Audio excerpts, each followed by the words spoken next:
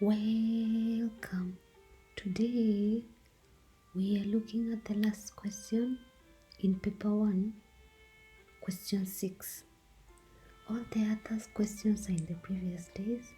You can look at those videos. Kindly subscribe.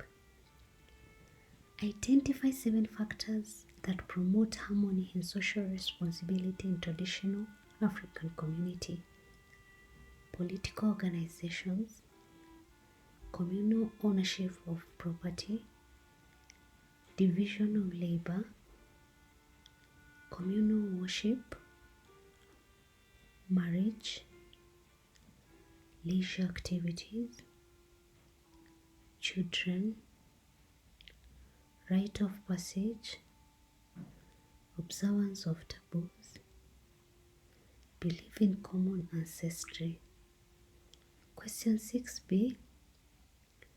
Mention 7 factors that influence the naming of children in African traditional society. Place of birth, community heroes, physical characteristics of the child, names of ancestors, expense of the mother, or how the parents were during the time of pregnancy, name of grandparents, seasons, natural phenomenon,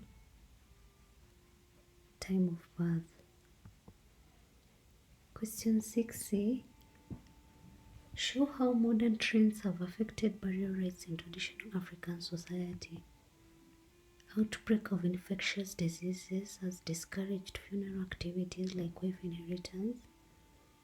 Foreign religions have introduced new methods in burial practices. Economic hardships discourage elaborate burial rites. Some people are buried in cemeteries. Western education has influenced many Africans to adapt burial practices. Rural-urban migration that make families to be too far away to mourn together.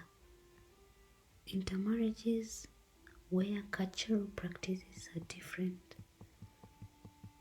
Did you understand? Kindly let me know in the comment section below. Also let me know what video I can look at tomorrow. Thanks a lot for subscribing and listening to me. God bless you.